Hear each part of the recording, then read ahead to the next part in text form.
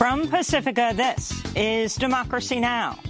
It's not been easy for me. It has not been easy for me. And, you know, I started off in Brooklyn. My father gave me a small loan of $1 million. I came into Manhattan, and I had to pay him back, and I had to pay him back with interest. While President Trump has often described himself as a self-made billionaire, a major New York Times expose has revealed Trump inherited his family's wealth through tax dodges and outright fraud.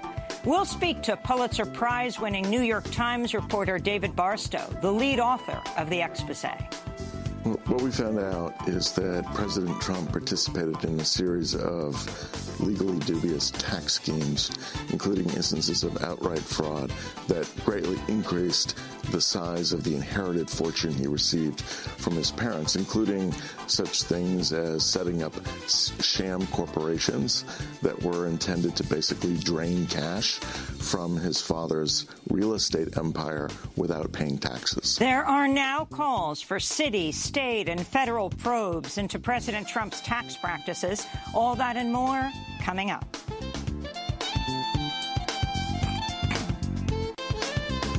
Welcome to Democracy Now!, democracynow.org, The War and Peace Report. I'm Amy Goodman. The FBI has completed its limited supplemental investigation into sexual misconduct claims about Supreme Court nominee Brett Kavanaugh, with U.S. senators set to review the FBI's summaries of interviews with witnesses today. The report will not be made public. Instead, senators from each party will take one-hour turns to review a single copy of the FBI document in a secure room in the basement of the Capitol. FBI agents did not interview Dr. Blasey Ford or Judge Kavanaugh for their investigation, nor did they interview a third Kavanaugh accuser, Julie Swetnick. Democrats have blasted the FBI's limited scope and short timetable for the investigation. They're also questioning the impartiality of FBI Director Christopher Wray, who was 2 years behind Kavanaugh at Yale as an undergraduate and at Yale Law School. And both Wray and Kavanaugh worked together on the Ken Starr investigation that led to President Clinton's impeachment trial. On Wednesday evening, Senate Majority Leader Mitch McConnell ordered a procedural vote for Friday to end debate on Kavanaugh's nomination. A vote by the full Senate to confirm Kavanaugh as a Supreme Court justice could come as early as Saturday. Meanwhile, a handful of key Republicans have blasted President Trump for mocking Dr. Blasey Ford. This is Trump speaking at a campaign rally in Mississippi Tuesday. 36 years ago, this happened.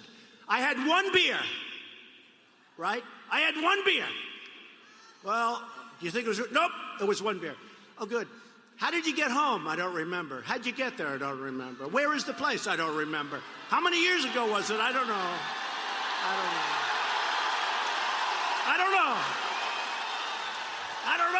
Alaska Republican Senator Lisa Murkowski called Trump's comments wholly inappropriate and, in my view, unacceptable, she said. This is Maine Republican Senator Susan Collins. His comments were just plain wrong. Arizona Republican Senator Jeff Flake called Trump's mockery appalling. At the White House, Press Secretary Sarah Huckabee Sanders defended Trump's comments. The president was stating the facts, and frankly, facts that were included in Special Prosecutor Rachel Mitchell's report. He was stating facts that were given during Dr. Ford's testimony, and the Senate has to make a decision based on those facts. Meanwhile, more than 1,200 law professors have signed an open letter to the Senate opposing Judge Kavanaugh's confirmation, arguing he lacks the judicial temperament to be a Supreme Court justice. In Yemen, the World Health Organization warns the world's worst humanitarian crisis is growing more severe, with about 10,000 new cases of cholera appearing each week. The WHO says the waterborne disease is spreading rapidly since much of Yemen's sanitation and medical infrastructure has been destroyed by a U.S.-backed Saudi-led bombing campaign. In August, UN human rights experts accused the Saudi-led coalition of committing possible war crimes, including the bombing and shelling of schools, hospitals, and markets. This comes as President Trump praised Saudi Arabia and its ruler, King Salman, but said the monarchy would quickly collapse without U.S. support. Trump was speaking Tuesday at a campaign rally in Mississippi. We protect Saudi Arabia. Would you say they're rich? And I love the king, King Solomon, but I said, King, we're protecting you. You might not be there for 2 weeks without us. You have to pay for your military. You have to pay. Meanwhile, the whereabouts of prominent Saudi journalist Jamal Khashoggi remain unknown after he visited the Saudi consulate in Istanbul, Turkey on Tuesday, seeking a document he needs to get married, and hasn't been seen since. His fiancée, who accompanied him to the consulate, waited for him outside until after midnight, returning on Wednesday morning. Khashoggi, who is a columnist for The Washington Post and lives in the United States, is a fierce critic of Saudi leadership. His loved ones believe he may have been detained by Saudi authorities. In the Gaza Strip, Israeli forces killed a Palestinian teenager Wednesday as he joined a protest near the separation barrier with Israel. Gaza health officials say the teenager died after he was struck in the head by a tear gas canister fired by an Israeli soldier. This is Palestinian medic Bashir Hussein. A canister this size, around 12 centimeters, 15 centimeters, entered his head. He was bleeding, and we could not control it. He was bleeding so much from his brain. Israeli soldiers have killed at least 193 Palestinians since the March 30th Great March of Return protests began in the besieged Gaza Strip. Another 18,000 Palestinians have been injured, according to health officials in Gaza. Secretary of State Mike Pompeo is withdrawing the U.S. from a 1955 treaty with Iran, after the UN's highest court ordered the U.S. to lift some of the sanctions it's imposed on Iran since May. The treaty gives jurisdiction to the UN's International Court of Justice on issues between the two nations. National Security Advisor John Bolton called the ICJ, quote, politicized and ineffective, and said the Trump administration will review agreements that could be subject to binding decisions by the court. A California judge has temporarily blocked the Trump administration's move to end temporary protected status for 300,000 immigrants from Sudan, Haiti, El Salvador, and Nicaragua. U.S. District Judge Edward Chen said there was no justification for the move and raised President Trump's previous racist and xenophobic comments, saying there were, quote, serious questions as to whether a discriminatory purpose was a motivating factor, unquote. In January, Trump reportedly told lawmakers Haiti, El Salvador, and unspecified African nations were, quote, S-hole countries. And in 2017, he said that recent immigrants from Haiti, quote, all have AIDS. A new report by the Department of Homeland Security's Inspector General finds the Trump administration was woefully unprepared to enforce the president's zero-tolerance border policy with migrant children held in detention centers far longer than legally allowed. The investigation also found border agents gave inconsistent information to immigrant parents arriving in the United States, often failing to explain that they were about to be separated from their children. And the report found DHS's computer systems were unable to track separated family members, delaying and in some cases preventing officials from meeting a court order to reunite families. The finding directly contradicts this testimony by Health and Human Services Secretary Alex Azar to Congress last June. There is no reason why any parent would not know where their child is located. I could, at keystrokes, I sat on the ORR portal with just basic keystrokes within seconds, could find any child in our care for any parent. In fact, the report found there was no shared database between the Department of Homeland Security and the Health Department's Office of Refugee Resettlement, known as ORR. In Texas, immigrant rights groups say immigrant fathers and some of their children have ended their hunger strike at Karnes County Detention Center, a for-profit immigration jail under contract with ICE. The fathers had been previously separated from their children at the U.S.-Mexico border under the Trump administration's zero-tolerance crackdown. Advocates say the fathers were threatened with once again being separated from their children for striking. Demonstrators rallied over the weekend to show support for the families inside Karnes. This is one of the hunger strikers speaking by phone with the Texas Refugee and Immigrant Network during the strike. Wow. I have been jailed for 6 months. I can't handle it anymore. The children can't either. We thank you so much, because we feel demoralized. We have been punished for too long. We heard rumors of the rally. Gio raised the volume of the music so that we could not hear you chanting. Meanwhile, in Washington state, one immigrant detainee at the Northwest Detention Center had been on hunger strike for 43 days as of Wednesday. The Trump administration's asked the U.S. Supreme Court to block Commerce Secretary Wilbur Ross from being deposed in relation to his involvement in the addition of a citizenship question to the 2020 census. Last month, it was reported Ross lied under oath about the controversial citizenship question in the census. Ross claimed the Justice Department requested the addition of the question, but surfaced emails contradict that statement, showing that he was the one who approached the DOJ about including the question after consulting with senior White House officials. The request to the Supreme Court from DOJ argued Ross's, quote, mental state could be probed if deposed. At the Vatican, Pope Francis opened a month-long international gathering of bishops Wednesday to discuss the ongoing sexual abuse crisis in the Catholic Church. Pope Francis condemned clericalism, which refers to the extreme deference to members of the clergy, in his remarks. Clericalism is a perversion and is the root of many evils in the Church. We must humbly ask for forgiveness for this and, above all, create the conditions so that it is not repeated. Meanwhile, a small group of clerical abuse survivors demonstrated near the staged official meeting, demanding their voices be heard, accusing church officials of hosting delegates who were involved in covering up the abuse. A Peruvian judge has overturned a pardon of Alberto Fujimori, ordering the former dictator to return to prison for crimes including kidnapping, bribery, and ordering massacres by death squads in the 1990s.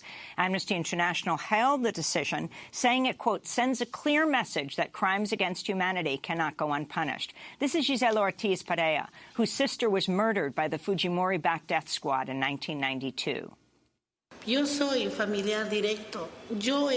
I'm a close relative of a victim. I saw with my own eyes these criminals.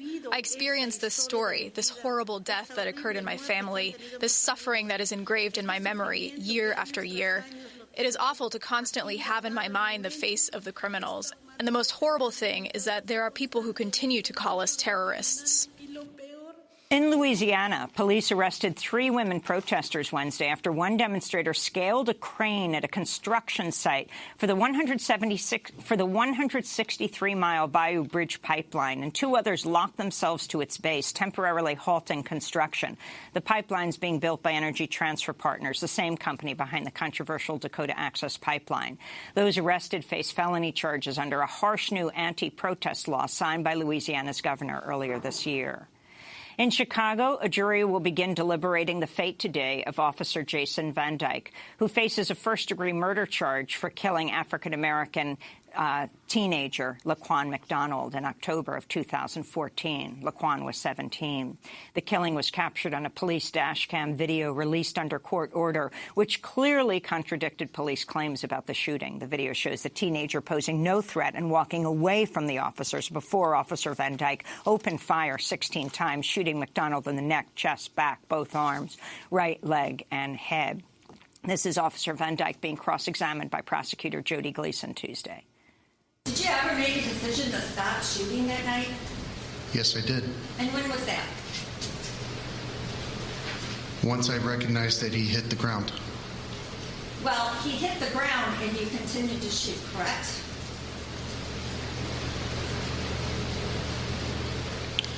On my approach, yes. Former Maldives President Mohammed Nasheed has announced plans to return to his island nation November 1st after over 2 years in exile. Nasheed came to power as the first democratically elected leader of the Maldives in 2008 and became recognized internationally for his leadership on climate change. His presidency ended in 2012 in what many believe was a coup d'etat orchestrated by the opposition supported by the military.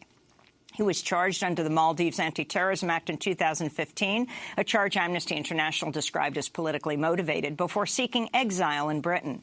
Last week, the Maldives voted out strongman leader Abdullah Yameen, who's been plagued by accusations of corruption, in favor of Ibrahim Mohamed Solih of the Maldivian Democratic Party, the party that Nasheed co-founded. This is President Nasheed appearing on Democracy Now! In 2016.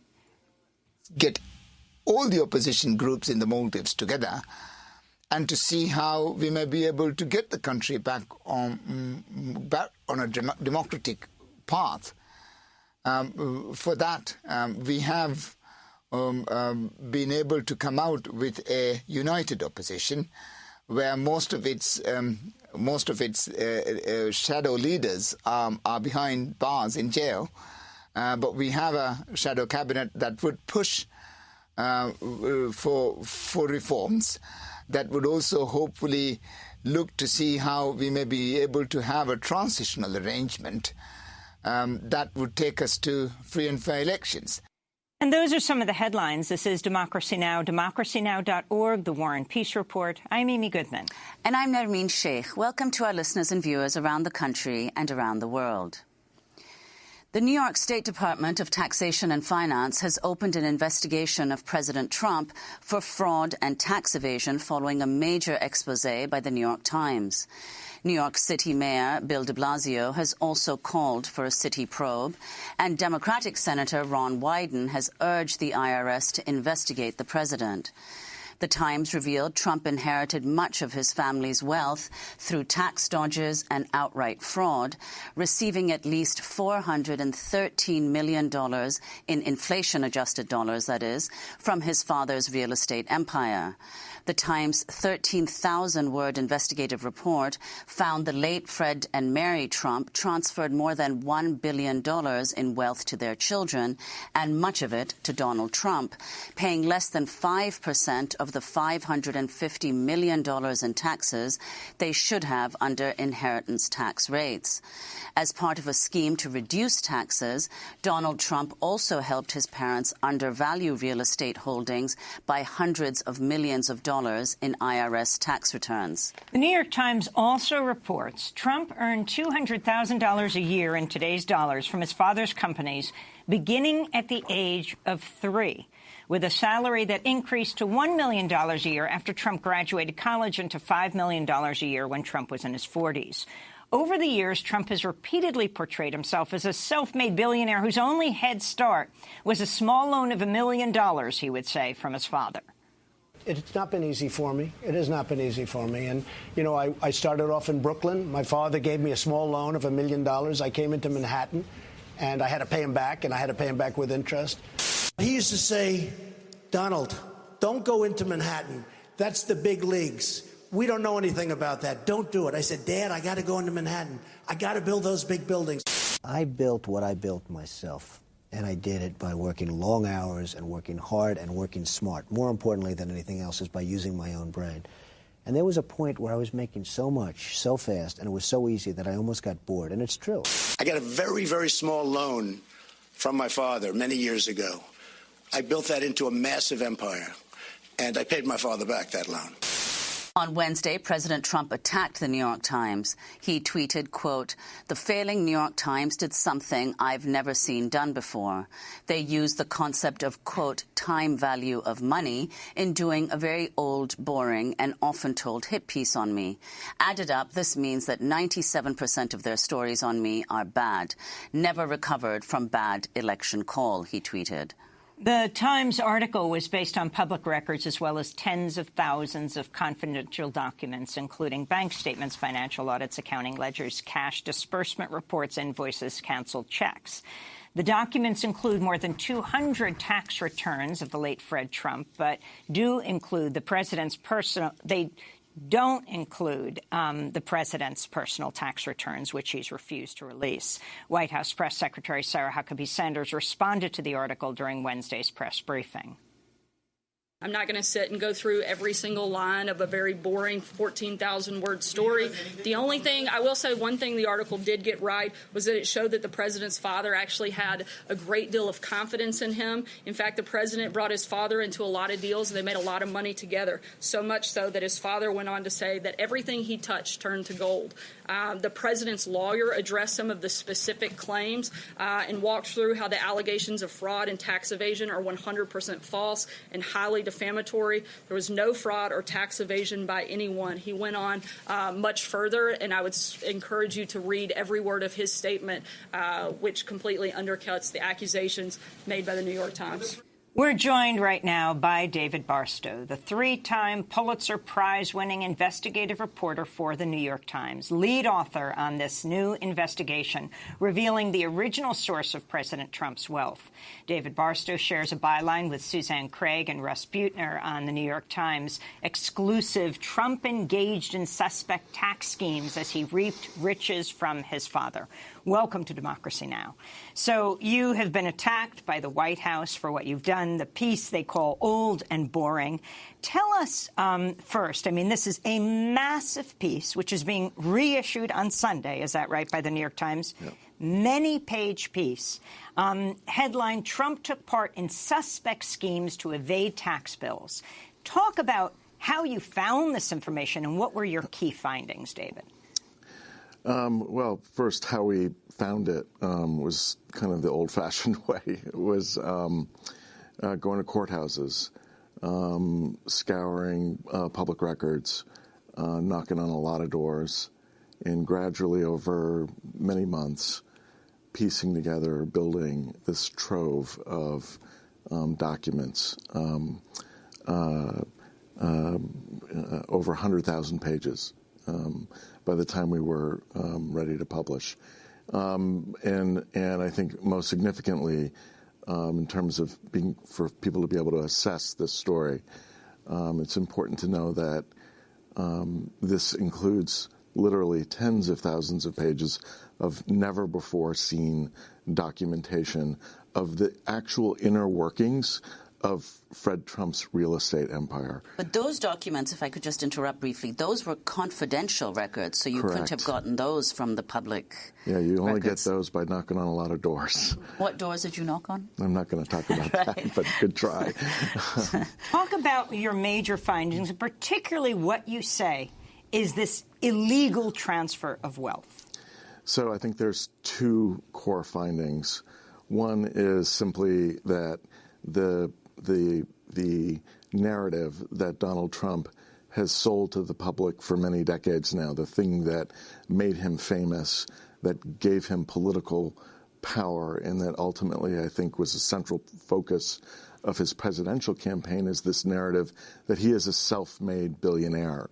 And what this story really reveals is the extent to which that just simply doesn't square with the facts that are uncovered and that we show in this story. So that's sort of, I think, point number one. Point number two is not only did he receive $413 million from his father, not only did he receive another $140 million in today's dollars in loans from his father, but that amount, the amount of money, was significantly increased by a series of tax schemes that the tax experts that we consulted with in our reporting, laying this out to them, said these things go way beyond the normal tax avoidance strategies that wealthy, sophisticated people will employ in any event to lower their tax bill. This was a set of maneuvers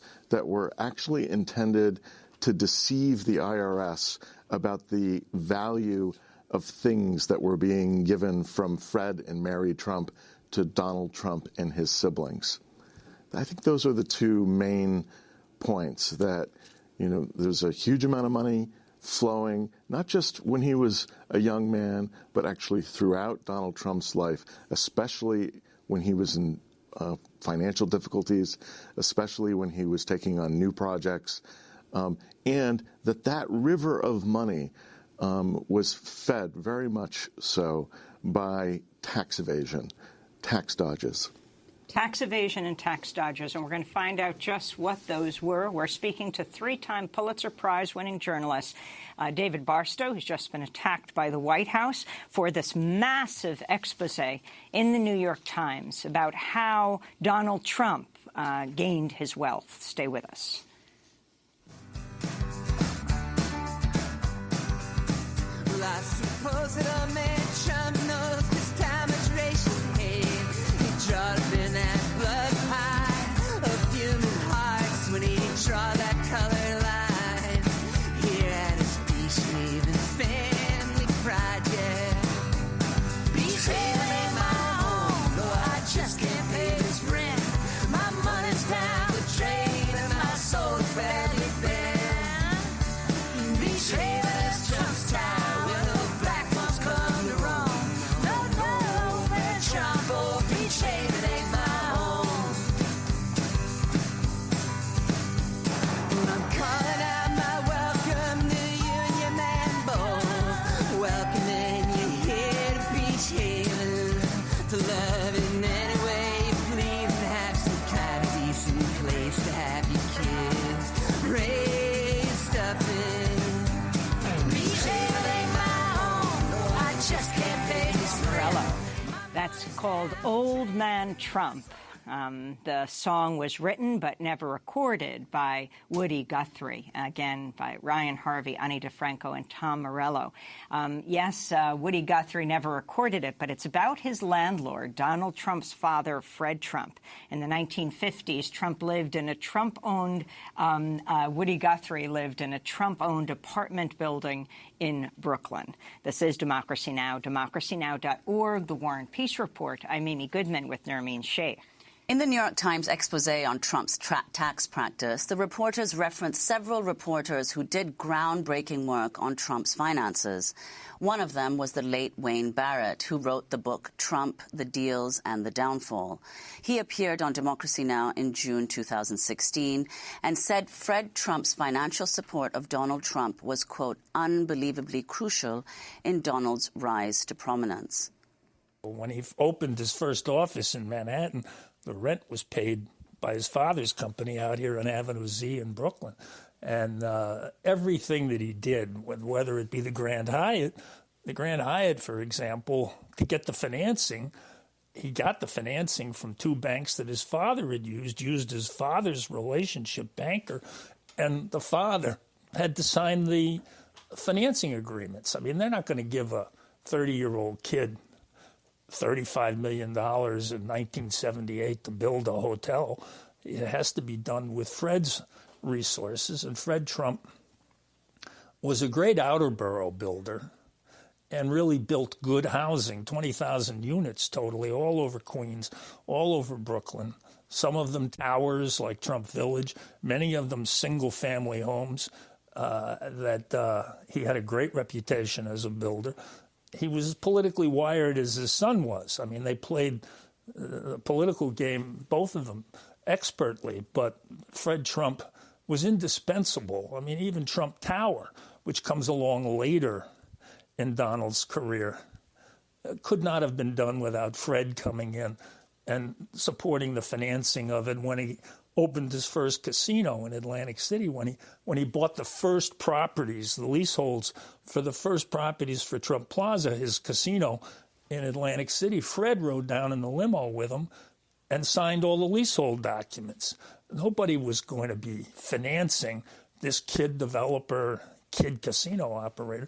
It was Fred who was the key to all of it. It's so ridiculous for him to call himself a self-made guy when Fred's was critical at the political end, too. I mean, everything that came to Donald came through political connections, and they were political connections forged by his father over decades with Brooklyn politicians. He came from the same political club as the then mayor of New York, Abe Beame, and when he had to get an option for the Grand Hyatt and for the West Side Yards from a bankrupt railroad in Philadelphia, Penn Central, And the people who were selling the assets of the bankrupt railroad wanted to make sure that the option that they gave, they were giving it to a developer who would actually develop, because that's when the real payment comes to the railroad.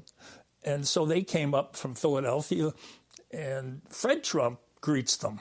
And Fred and Donald get them in a limo and take them down to City Hall, and there's Abe Beame standing on the steps of City Hall. Anything you want, we'll give you. So this is totally a byproduct of Fred's relationship. So that's the great reporter Wayne Barrett, who dogged President Trump, Donald Trump, long before he was president, for decades, and, of course, wrote a book about him. Juan Gonzalez and I went to his house to interview him just before he died. David Barstow, you're a three-time Pulitzer Prize-winning journalist. Wayne, of course, one of your colleagues over the decades. You cite him in your piece. He's giving us some sense of who Fred Trump was. But go back to the beginning and talk about baby Trump, that's baby Donald Trump, and how he started to accrue this wealth, something very different than he is told. Yeah, so how does a 3-year-old end up making $200,000 a year, right? That's a good question. Here's how it worked. Fred Trump, Wayne is absolutely right that he was a really great builder in the outer boroughs. But much of his building was actually made possible through federal housing subsidies. He was actually one of the country's biggest recipients of cheap building loans, basically made possible by the federal government. And he used $26 million or so of those cheap loans to build 2 of his biggest apartment complexes in New York, a place called Beach Haven and another place called Shore Haven, both out in Brooklyn.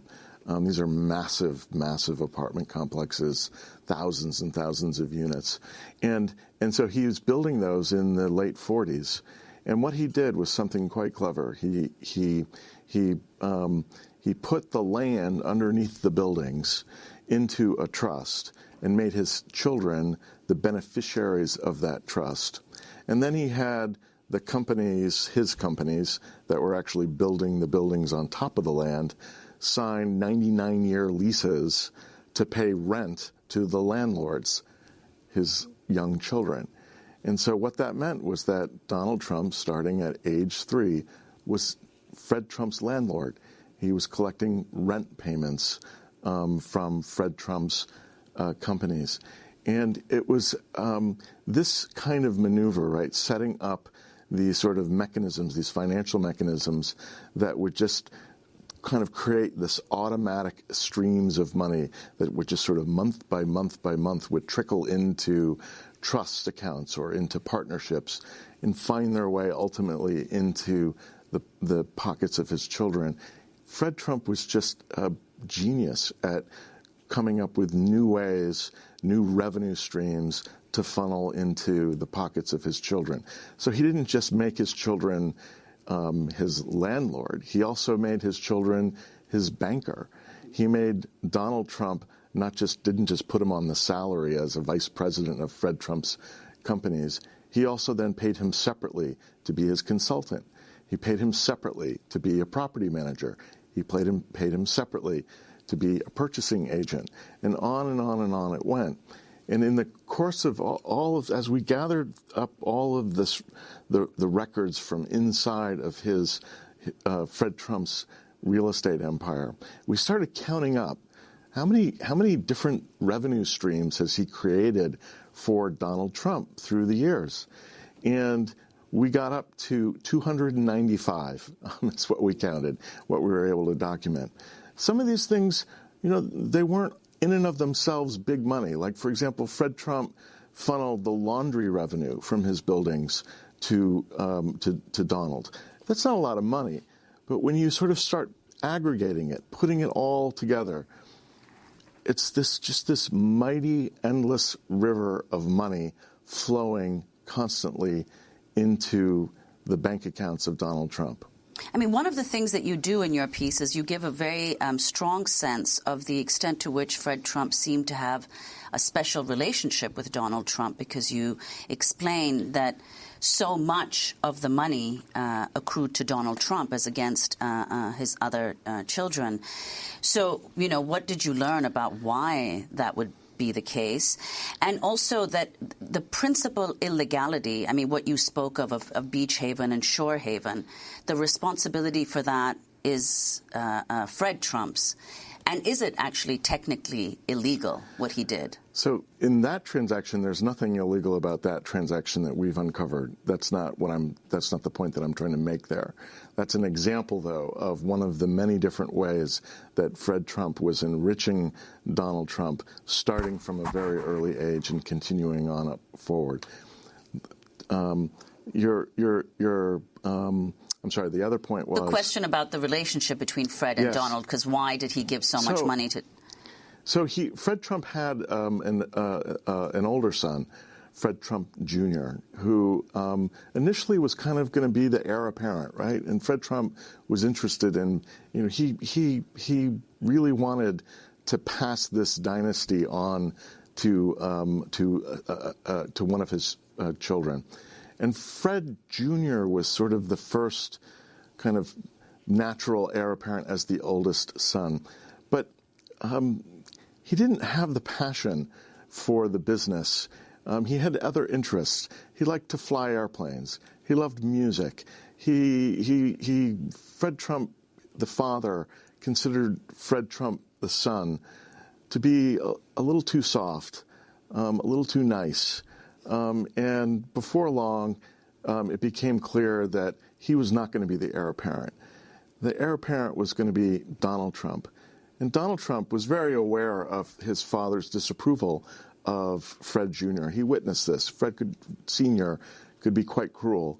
And I think what we see in terms of, this is really from the interviews with people who worked closely with Fred Trump, they witnessed this young man, Donald Trump, sort of watching what had happened to Fred Jr.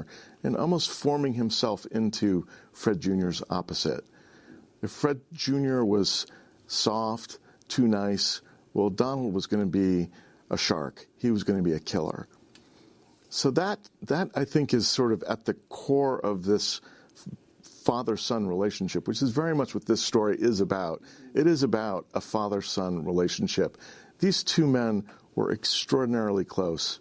Donald Trump said, we quote him, that he felt that he knew his father better than anybody else in the world. And they talked daily. They spent many a weekend together. They were in constant communication. Donald Trump was a constant presence when Fred Trump would have strategy sessions with his top lawyers, his top accountants, figuring out what his next moves were.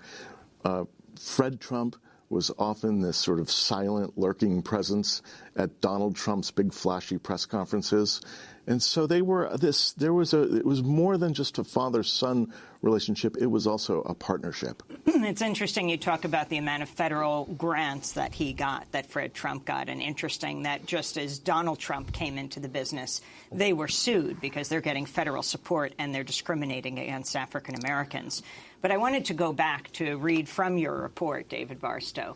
You write, the most overt fraud was All County Building Supply and Maintenance, a company formed by the Trump family in 1992. All County's ostensible purpose was to be the purchasing agent for Fred Trump's buildings, buying everything from boilers to cleaning supplies. It did no such thing, records and interviews show. Instead, All County siphoned millions of dollars from Fred Trump's empire by simply marking up purchases already made by his employees. Those millions, effectively untaxed gifts, then flowed to All County's owners, Donald Trump, his siblings, and a cousin. Fred Trump then used the padded All County receipts to justify bigger rent increases for thousands of tenants. Dave. Yeah, this is something where when Donald Trump says this is old news, I can tell you that no one had ever heard of All County Building Supply and Maintenance. It's never been written about, described anywhere. And this is actually a kind of a remarkable, in a way, when we were peeling back the layers on this, it felt, sort of like one of these sort of gritty scams that you might see in The Sopranos, right? It's setting up this company to make basically huge cash gifts from Fred Trump to his children look like legitimate business transactions. Let me give you just a really simple example. This is one that we describe, and we actually show in the story the actual invoices and purchase orders, so you can all see for yourself exactly what I'm talking about. So they set up this company, All County Building Supply and Maintenance. It's not a real company. There's no corporate offices. It's actually headquartered in the basement of Fred Trump's favorite nephew.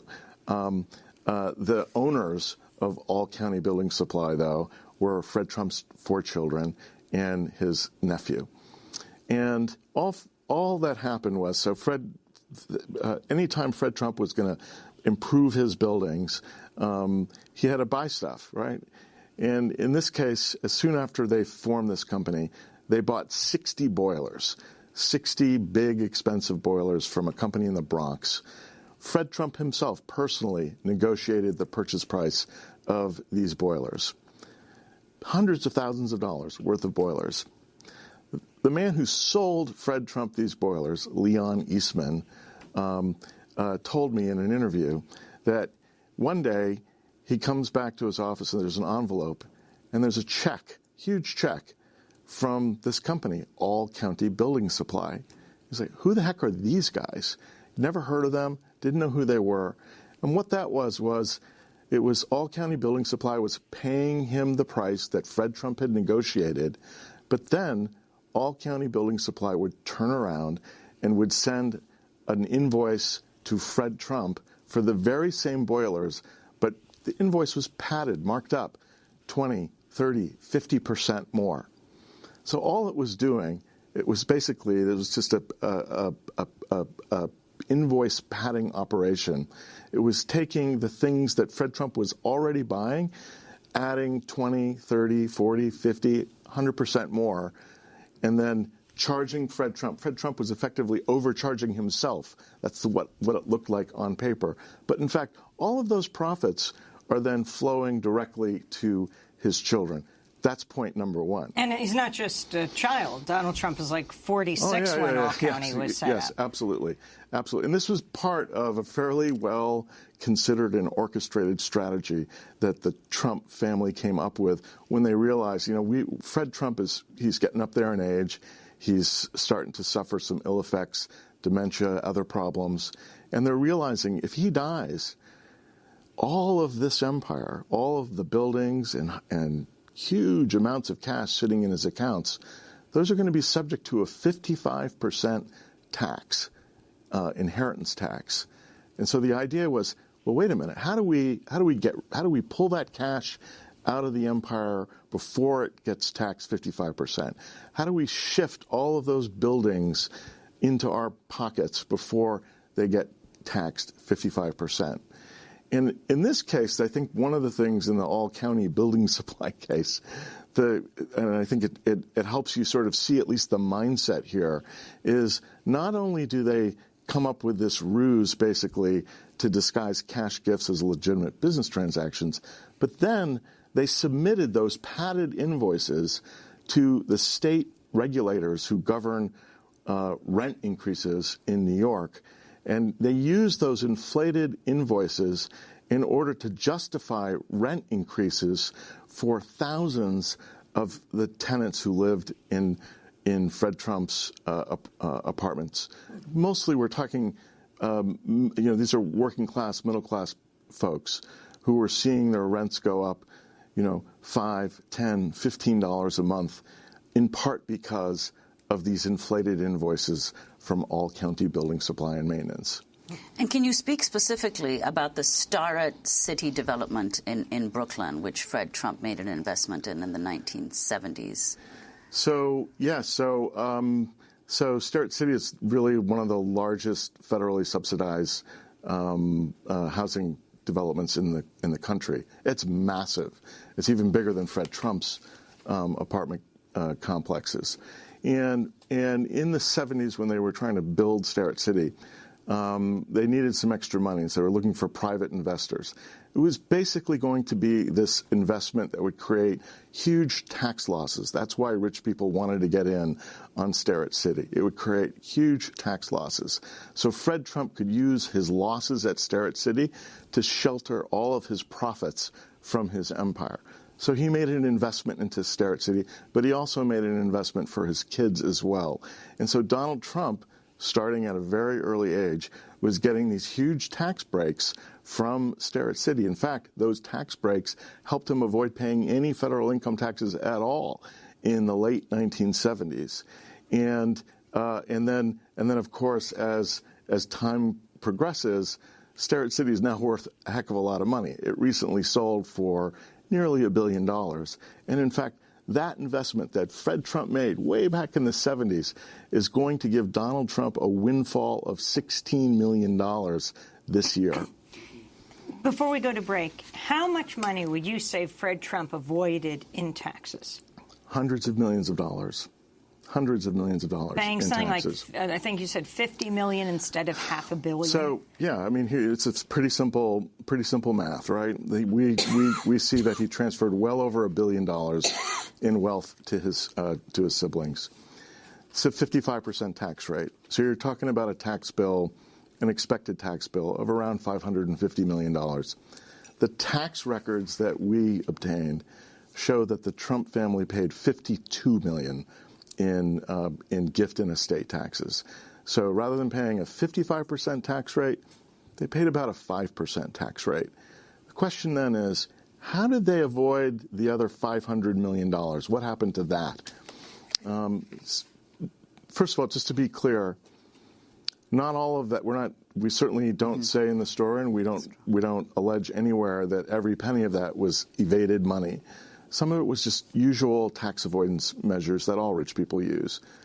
But certainly a very significant portion of that came through tax schemes and maneuvers that the experts that we consulted with said really crossed the line.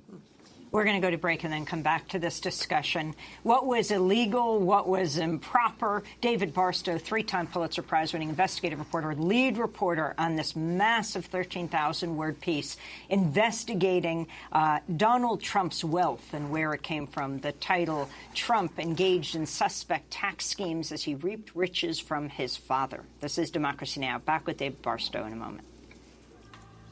Is what the world is talking about. You got confusion all over the land. Mother against daughter, father against son. The whole thing is getting out of hand.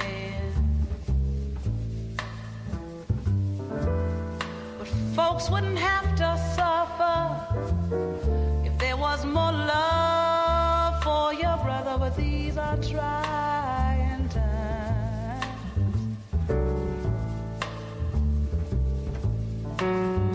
Got the riots and the ghetto, and it's all around. A whole lot of things that's wrong. Trying Times by Roberta Flack. This is Democracy Now! I'm Amy Goodman with Nermeen Sheikh. Our guest for the hour is the three-time Pulitzer Prize-winning journalist David Barstow. Did a massive expose in the New York Times this week that's going to be reissued on Sunday. The New York State Taxation Authority responded to the Times report on Donald Trump's tax practices with a statement that it's, quote, vigorously pursuing all appropriate avenues of investigation. Meanwhile, New York Mayor Bill de Blasio tweeted, I've directed NYC's Department of Finance to immediately investigate tax and housing violations and to work with NY State to find out if appropriate taxes were paid. The mayor told reporters he's looking to recoup any money Trump owes New York City. There was a good old boy network that obviously Donald Trump played like a fiddle and evaded the kind of regulation and investigation and prosecution he should have received many times over. He, finagled and paid his way to being somehow able to escape the kind of scrutiny and prosecution he deserved. And honestly, if a lot of people in New York State had done their jobs, he would never have been president of the United States. It's clear to me that there are real ramifications right now to what has been disclosed, that there's either potential violations of the law, or in the cases where the statute of limitations has ended, that there may be very serious civil penalties that can be applied by both the state and the city. So that's Mayor Bill de Blasio responding to your investigation. What can New York recoup? New York City, New York State, and are there criminal charges at all here? Grounds for charges. I think that clearly the statute of limitations is the big obstacle to any kind of criminal charges. However, we actually don't know what ended up in Donald Trump's tax returns. And so if there are things that he misreported that have their roots in some of the transactions that we're describing in this article, and those misrepresentations carried forward into future tax returns from Donald Trump, that could be potentially problematic, because that could maybe take the statute of limitations off the table as an obstacle. Then there could be a criminal prosecution? Potentially, although, let's be real here. I mean, the IRS is a much weakened agency. I mean, it's been quite devastated by budget cuts over the years, and certainly the IRS. I'm not talking about state authorities now. I'm talking about the federal IRS has said absolutely nothing in response to this article. I think the more realistic accountability that's there is this potential for civil fraud. There's no statute of limitations for civil tax fraud, and so both this, in this case, the state tax authorities, that can be a very powerful weapon if they decide to actually use it to go back and look at these transactions. Well, let's go to some of the mechanisms that you point to in the piece that Trump used in order to avoid paying taxes. Explain what GRATs are, G-R-A-T-S, and how they were used. In this video accompanying the New York Times expose, your co-author Suzanne Craig explains how Trump and his siblings came to own nearly all of their father Fred Trump's empire without paying estate taxes. GRAT, a trust designed to pass wealth between generations. In 1995, Donald Trump and his siblings began to take ownership of most of their father's real estate empire while avoiding hundreds of millions of dollars in taxes. They did so by creating two grantor-retained annuity trusts, also known as GRATs, one for dad and one for mom. Taxes are paid based on the final value of the GRAT, and this gave the Trumps every incentive to lowball the value of the assets. That's exactly what they did. Take, for instance, the Fontainebleau apartments. In 1982, the Trumps valued the 164-unit complex at $15.3 million. But for the purposes of the GRAT, they said it was worth just $2.9 million. They then broke up the ownership of the apartments, giving almost half to Mary Trump, Fred Trump's wife. This allowed them to tell the IRS that Fred Trump, who had exercised iron-fisted control over every brick of his empire for 70 years, was a minority owner with no real say over his buildings. So, David, that's your co-author, Suzanne Craig, talking about GRATs. Could you just comment on whether this instrument is what essentially gave legal cover to Trump's transactions? Yeah, I mean, so GRATs are, a well-established and legal instrument that's used by the wealthy to pass assets onto their children in a way that allows them to avoid estate taxes. In fact, if you watch TV, you'll often see these commercials from BDO that are actually GRAT commercials. They don't say the word GRAT, but when you see this what is BDO? BDO is this this consulting firm that is actually on CNBC, MSNBC, and CNN, is running commercials that are effectively commercials for GRATs. And so it's a technique that when you talk to tax lawyers, they have this, they almost get a little misty-eyed about GRATs. They said this is like magic.